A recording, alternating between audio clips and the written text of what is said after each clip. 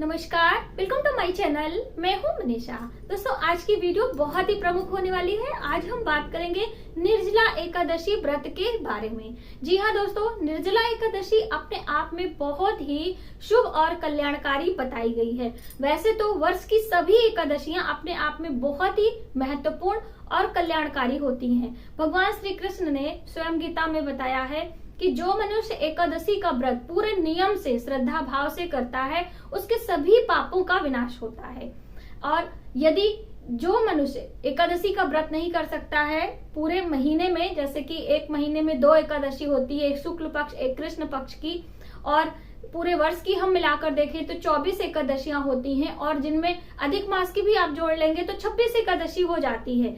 इन सभी एकादशी को आप नहीं कर सकते हैं तो वर्ष की कुछ महत्वपूर्ण एकादशियां होती हैं, उनका व्रत यदि आप करते हैं तो भी आपको पूरे वर्ष का व्रत करने का लाभ मिलता है। जिनमें से जो कार्तिक माह में आती है, जिसे देवउठनी एकादशी कहा जाता है, यहाँ के ज्येष्ठ मास में ये जो आती है निर्जला एकादशी, जिसे भीमसेनी एकादशी के नाम से भी जाना जाता है। दोस्तों, भीमसेनी एकादशी का नाम क्यों पड़ा, पहले हम ये जान लेते हैं, फिर आपको हम बताते हैं कि इस व्रत को इस बार वर्ष 2022 में हमें कब रखना है और व्रत में पूजा विधि हम कैसे करें, सूक्ष्म जानकारी। तो भीमसेनी एकादशी व्रत क्यों पड़ा, इसके पीछे की छोटी सी एक कथा है। महाभारत काल में जो पांडु पुत्र थे वो सभी एकादशी का व्रत किया करते थे। माता कुंती, द्रौपदी, उनके चारों भाई युधिष्ठिर, नकुल, सहदेव, अर्जुन, लेकिन भीम थे जो कि व्रत नहीं करते थे, उनसे व्रत नहीं रखा जाता था, उनको भूख अपनी बर्दाश्त नहीं होती थी। उनका ऐसा मानना था कि उनकी जो जठराग्नि है वो हमेशा प्रज्वलित रहती है, दीप्त रहती है, और जिसके कारण उन्हें भूख अधिक लगती है। तो भूख बर्दाश्त न करने के कारण वो व्रत नहीं रख पा रहे थे। एक बार श्री कृष्ण ने बताया कि हे पार्थ, इस मनुष्य जीवन में आपको व्रत अनिवार्य है, एकादशी का व्रत जरूर करना चाहिए। पंच महाव्रतों में से एक व्रत माना गया है। यदि तुम इस जीवन में व्रत नहीं रखते हो तो तुम्हारे पापों से तुम्हें मुक्ति नहीं मिलती है। हम जाने अनजाने बहुत सारे ऐसे पाप करते हैं जिनसे छुटकारा पाने के लिए एकादशी का व्रत बताया गया है। और इस संसार में सभी सुखों की प्राप्ति भी होती है एकादशी व्रत करने से। हमारी मनोकामनाएं भी पूर्ण होती हैं। जैसे आपने देखा है उत्पन्ना एकादशी जो है संतान प्राप्ति के लिए, पुत्रदा एकादशी, बहुत सारी सब एकादशियों के अलग अलग नाम है। अब नाम गिराने लगे बहुत लंबी वीडियो हो जाएगी, तो इसीलिए एकादशी का व्रत बहुत ही महत्वपूर्ण होता है और हर मनोकामना के लिए होता है, और मरणोपरांत हमें स्वर्ग की प्राप्ति भी होती है। तो ऐसी बात जब भगवान कृष्ण ने भीम से कही तो उन्हें बड़ा दुख हुआ और वो शोक में पड़ गए, और इस प्रश्न का उत्तर जानने के लिए वो अपने गुरु वेद व्यास जी के पास गए कि हे गुरुदेव, मैं व्रत नहीं कर सकता हूँ पूरे एकादशी का, तो मैं क्या करूं जिससे मुझे एकादशी व्रत का पुण्य फल प्राप्त हो।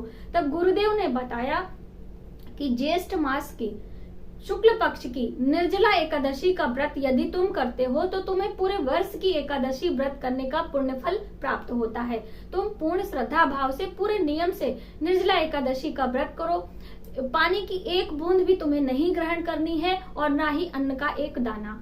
इस तरह से यदि एक दिन त्याग कर लोगे तो पूरे वर्ष की एकादशी व्रत पुण्य आपको मिलता है। तो भीम ने ऐसा ही किया, जिसके कारण उन्हें मोक्ष की प्राप्ति हुई। तो इस तरह से एकादशी व्रत का महत्व है। और निर्जला यानी कि अन्न और जल दोनों का ही त्याग करना है। जो अलग एकादशियां हैं उनमें हमें अन्न का त्याग करना है, लेकिन इस एकादशी में पानी यानी जल का भी त्याग करना है। अब हमारे ऐसे बहुत सारे लोग हैं जो कि बिना जल पिए नहीं रह सकते हैं, किसी भी कारण से, वृद्धावस्था के कारण, शरीर अस्वस्थ होने के कारण, भीम की तरह आपकी क्षुधा बहुत ज्यादा हो जाती, भूख आपसे बर्दाश्त नहीं होती है, तो कैसे करें आगे हम बताएंगे। पहले हम जान लेते हैं कि इस बार वर्ष 2022 में निर्जला एकादशी का व्रत हमें कब करना है, हमारे लिए कब शुभ होगा। तो ज्येष्ठ मास की शुक्ल पक्ष की एकादशी जो होती है उसे निर्जला एकादशी कहते हैं। इस बार वर्ष 2022 में यह 10 जून दिन शुक्रवार को मनाया जाएगा। इसी दिन हमारे लिए ये व्रत करना शुभ होगा, तो आप सभी व्रत कर सकते हैं। अब बात आती है कि जो नहीं रख सकते हैं उन्हें क्या करना है। जैसे कि दोस्तों हमारे शास्त्रों में पहले जब हमारे इसमें घड़ियां वगैरह नहीं थी तो हमारे दिन और रात्रि की गणना प्रहर में की जाती थी। 8 पहर का ये दिन और रात्रि होता है, 4 पहर का दिन और 4 पहर की रात्रि होती है। तो यदि आप 8 पहर का व्रत नहीं कर सकते हैं तो कुछ पहर ही कर लें, यानी कि 3 प्रहर का व्रत कर लें, 2 प्रहर का व्रत करके भी आप एकादशी व्रत का लाभ ले सकते हैं।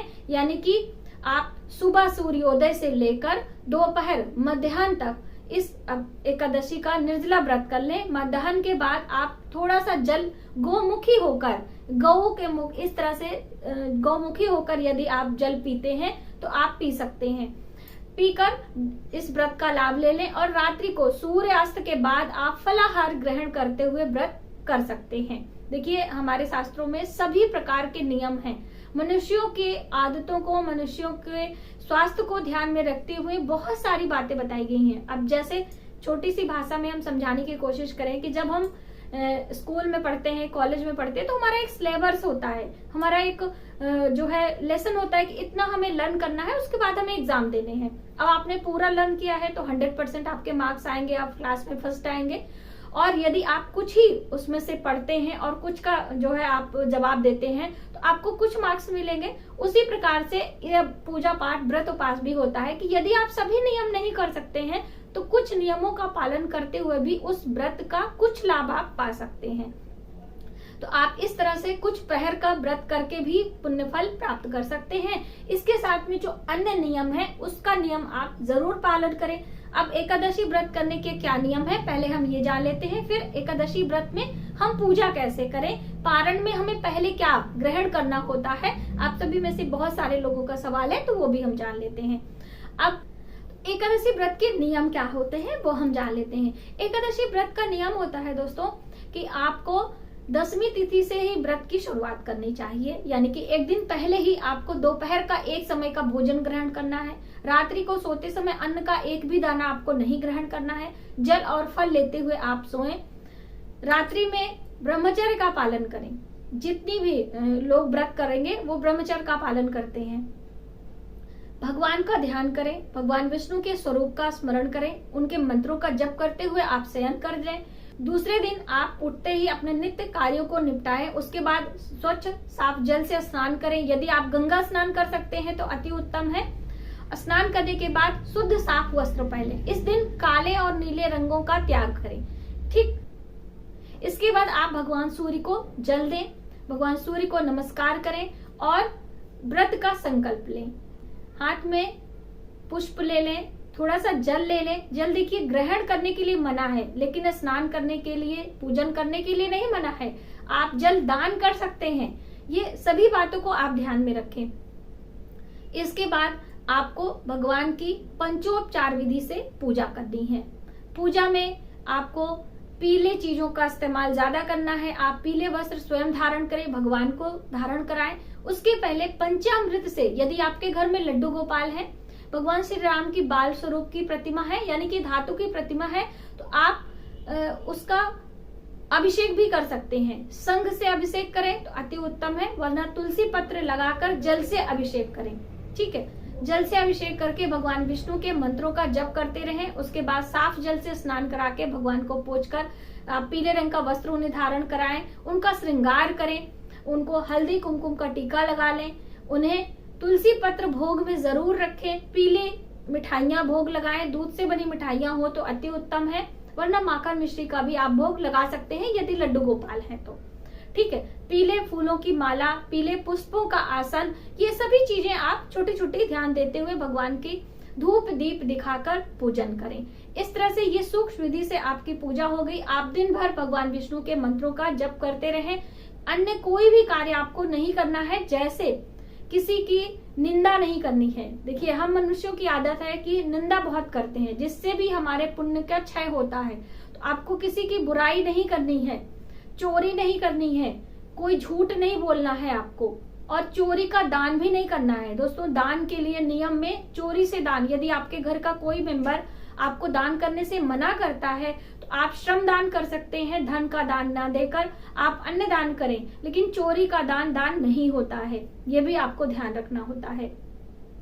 इस तरह से आप पूरे नियम का पालन करते हुए व्रत करें। जैसे कि दोस्तों, इस दिन तुलसी पूजन की अधिक महत्वता होती है।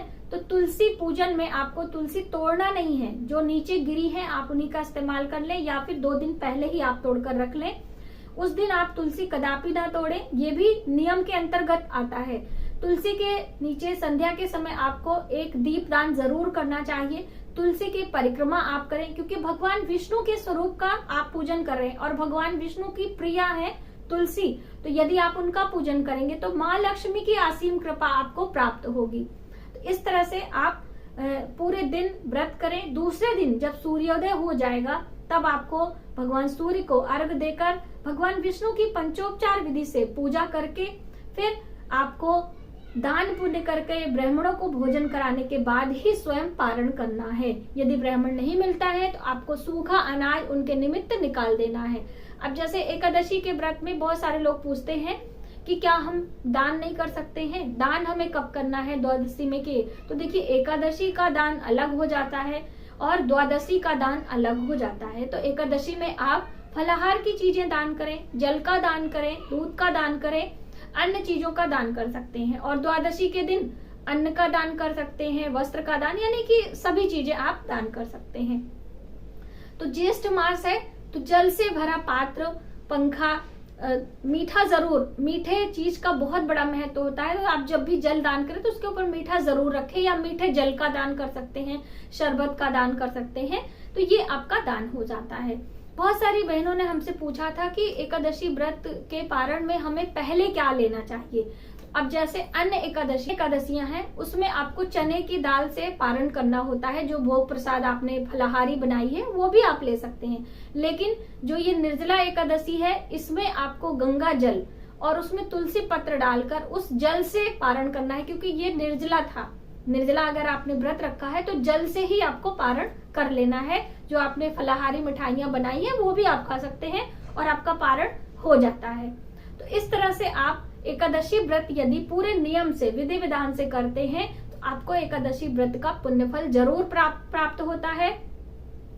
तो दोस्तों, इस तरह से यदि आप एकादशी का व्रत करते हैं पूरे नियम से तो आपको इस व्रत का जरूर लाभ मिलता है और आपको सभी सुखों की प्राप्ति होती है। मरणोपरांत आपको स्वर्गलोक यानी विष्णु धाम आप जाते हैं और आपको मोक्ष की प्राप्ति होती है। तो आज की वीडियो में बस इतना ही। यदि हमारी जानकारी आपको थोड़ी सी भी हेल्पफुल लगे तो प्लीज हमारी वीडियो को लाइक करें, शेयर करें, सब्सक्राइब जरूर करें। न्यू वीडियोस के लिए मिलते हैं एक नई जानकारी के साथ नए वीडियो में। तब तक आप अपना ख्याल रखें। जय श्री कृष्णा।